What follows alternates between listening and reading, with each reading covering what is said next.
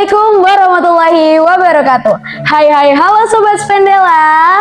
Hai. Selamat datang di Sipres, Siswa berprestasi.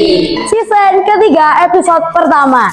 Nah teman-teman, sebelum masuk ke inti ceritanya, izinkan saya untuk memperkenalkan diri terlebih dahulu ya. Perkenalkan, nama saya Dina Maulidia Ramelan dari kelas 8G sebagai host pada Sipres atau podcast Sipres pada season ketiga ini.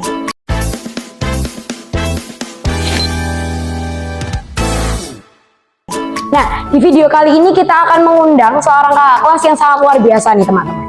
Sebagai seorang putri lingkungan hidup, selalu berinovasi untuk membuat produk dari bahan daun kelor yang akan bermanfaat bagi lingkungan dan masyarakat. Nah, tanpa menunggu berlama-lama, langsung saja kita sambut Kak Aura Bening Kamila Pasa dari kelas 9F. Halo, selamat datang Kak. Nah, sebelum masuk ke ceritanya, Kak Aura boleh perkenalan diri terlebih dahulu. Perkenalkan, nama aku Aura Bening Kamila Pasa.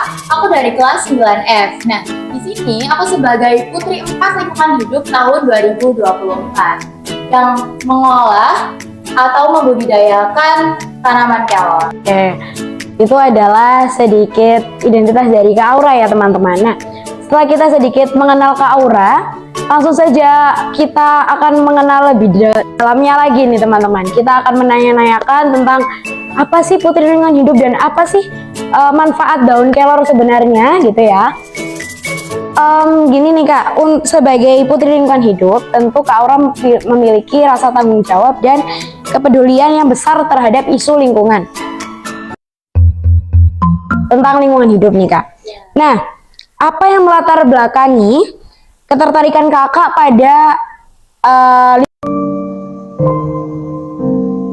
khususnya dalam pemanfaatan tanaman kelor?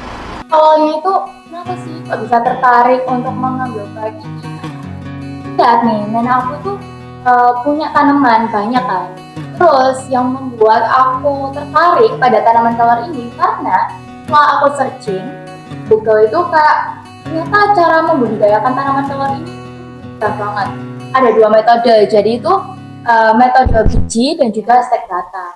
Selain itu, aku juga melihat ternyata tanaman kelor ini banyak banget manfaatnya di. Jadi FYI, kelor ini dijuluki sebagai the miracle tree atau pohon ajaib. Itu sih. Jadi aku lebih tertarik ke tanaman kelor. Oke. Lanjut ya Kak ya. Kan kelor kan banyak manfaatnya nih Kak. Tapi sayangnya masyarakat ini tidak bisa mengolah dengan kreatif. Nah, aku pengen tahu nih Kak, awal mula Kakak kepikiran untuk mengolah bahan makanan atau mengolah berbagai produk dari kelor nih apa Kak? Pada awalnya tuh kan aku kan pikir ya, aku Gensi. Jadi Kak, Gensi kan pastinya kayak coba-coba. Iya betul. Jadi kayak dari situ aku pengen makanan olahan dari tanaman kelor ini enak, sehat, dan pastinya juga disukai oleh banyak kalangan dari usia muda sampai usia tua. Jadi di situ aku berpikiran untuk membuat mie kelor, es jelly kelor, dan juga stik daun. Gini, kan Kak udah membuat berbagai produk dari kelor nih Kak. Yeah. Nah, pasti itu membutuhkan kreativitas, membutuhkan lain sebagainya yang mungkin ada tantangannya nih Kak. Menurut Kakak sendiri, tantangan apa yang paling berat selama yang Kakak alami selama Kakak membuat produk dari kelor? Kalau untuk tantangan sendiri selama membuat pengolahan daun kelor ini itu kurang lebih nggak ada sih. Palingan cuma kayak kewalahan aja, waktu pesenannya itu lagi banyak. Tapi hal tersebut bisa teratasi karena pastinya aku tuh dibantu sama mama gitu. Teman-teman bisa memanfaatkan tanaman kelor juga ya di rumah ya. Nah, selain bermanfaat pastinya juga bisa memberikan cuan buat kita ya, buat Jadi kayak dari olahan hasil tanaman kelor itu kan aku PO ini ke teman-teman, banyak banget yang beli, terus itu pastinya menghasilkan. Tepuk tangan dong buat Kak Aura. Oke, denger-denger nih ya guys ya, Kak Aura ini ikut pramuka dan aktif di pramuka ya Kak ya. Nah, aku mau tanya nih Kak, kan Kak udah ikut pramuka. Nah, kegiatan apa yang membuat Kak Aura ini bisa, misal di kegiatan pramuka ini Kak juga bisa menanamkan kepedulian di lingkungan hidup gitu? Pramuka sendiri itu pastinya mengajarkanku untuk tetap peduli, terus jawab dan juga cinta terhadap lingkungan. Apalagi di pramuka itu kan ada dharma pramuka nih. Iya, yang kedua, kamu pasti tahu kan? Iya, nah, dharma pramuka yang kedua itu cinta alam dan kasih sayang sesama manusia. Nah, dari itu, oke, aku harus peduli dan cinta terhadap lingkungan. Selain di aktif dalam prestasi, Kak Aura ini juga harus mengamalkan apa yang telah dibaca atau di apa namanya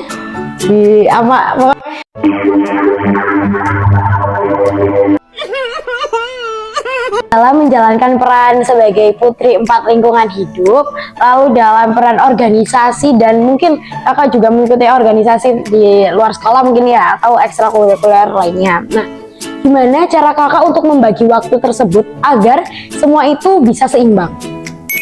Cukup challenge sih bagi aku, apalagi aku orangnya pelupa gitu. Jadi kadang itu aku selalu catat di notes HP gitu, kayak oke, tanggal sekian itu waktunya ini kan. Terus karena udah terjadwal, tapi walaupun kadang ada yang lupa nih ya, itu paling nggak juga udah meng-cover lah. Nah, dari situ misal ada jadwal yang barengan nih, misalnya pramuka sama bersih pantai, kan itu bareng sih jadwalnya. Pramuka juga harus makan, terus bersih pantai juga jam 6. Nah, itu aku kalau lihat dulu, jadi kalau bola pinangnya ini kayak biasa aja atau nggak ada acara apapun, aku pasti dahuluin yang bersih pantai. Jadi jam 6 sampai jam 7:30 itu aku masih kan biasanya. Terus setelah dari sana aku langsung ke sekolah untuk lanjut pramuka. Jadi ya, benar-benar kalian kalau misal seperti Kak Aura ini harus bisa benar-benar membagi waktu ya Kak ya. Meskipun lupa gitu harus dicatat nih guys buat di note di HP gitu. Untuk pertanyaan terakhir di ujung obrolan kita nih Kak ya.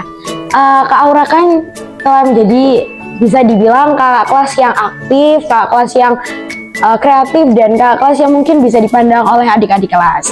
Nah, pesan dan motivasi apa yang kakak perlu sampaikan ke adik-adiknya agar adik-adik itu bisa teman-teman semua itu bisa menjaga lingkungan dan bisa aktif dalam berorganisasi atau berkreativitas?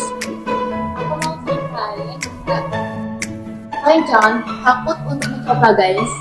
Mumpung kita masih muda, ayo jangan stuck di zona nyaman. Jangan sampai di masa depan nanti kita nyesel kok dulu nggak ikut organisasi ini ya, aku dulu nggak ikut. Itu aja sih. Jangan stuck di zona nyaman. Ya betul. Tepuk tangan sekali lagi buat Kak Aura. Baik teman-teman, cukup itu saja ya untuk obrolan kita pada Sipres di season ketiga episode pertama ini. Nah, terima kasih banyak Kak Aura. Terima kasih karena udah membagikan ceritanya yang sangat bermanfaat bagi kita semua. Teman-teman, jangan lupa ya untuk mencontoh sikap dan prestasi yang diraih oleh Kak Aura, karena betul kata Kak Aura tadi, karena kedepannya kalian kalau tidak mencoba itu pasti akan merasa, loh kenapa ya aku gak coba, kenapa ya aku gak gitu ya teman-teman. Nah, baik itu saja yang bisa saya sampaikan dan saya bicarakan pada Sipres season ketiga episode pertama pada hari ini. Terima kasih dan jangan lupa untuk menonton Sipres episode kedua ya teman-teman, karena pasti nanti ada bintang tamu yang sangat spesial. Oke. Itu saja dari saya Dina Maulidia Ramlan dari kelas 8G, pamit untuk undur diri. Terima kasih. Wassalamualaikum warahmatullahi wabarakatuh. Dadah.